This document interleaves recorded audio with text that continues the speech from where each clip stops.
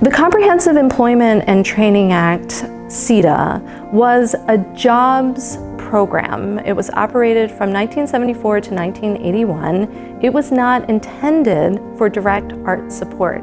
However, under Title VI, artists were hired at arts and cultural organizations across the country. We had a robust program here in Delaware.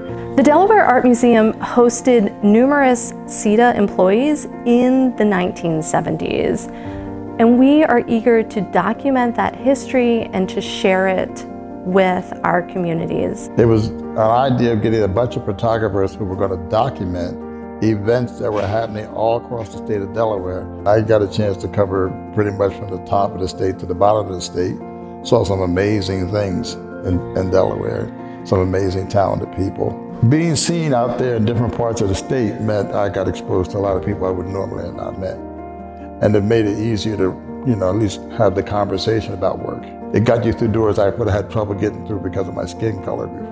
So in that sense, that was a benefit.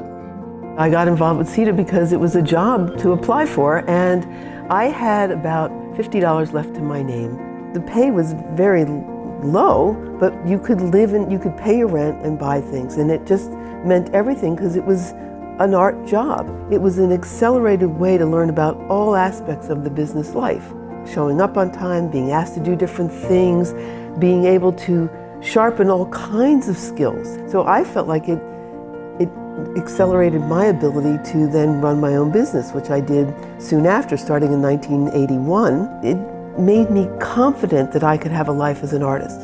And that is not something you can put a price on or even legislate. The CREATE Plan recommends including the creative economy in traditional statewide economic development programs and communications. And CETA is a really interesting model in that it was a federal workforce development program that acknowledged we can put money towards artists as public service artists. These are individuals who, as photographers and muralists and educators, were out working on behalf of the public good. I think it's exciting progress that the Delaware Art Museum has aligned its programming and efforts to the CREATE Plan and is thinking about how can we tell stories about artists and stories about Delaware's history that are actually still really relevant based on the findings of the CREATE Plan now. The CREATE Plan, I think, has really brought the conversation about Delaware's creative economy to the forefront of the arts and culture landscape today. So in thinking about citizen artists and knowing about the CREATE Plan, we have worked to identify those intersections. How can we bring those two things together?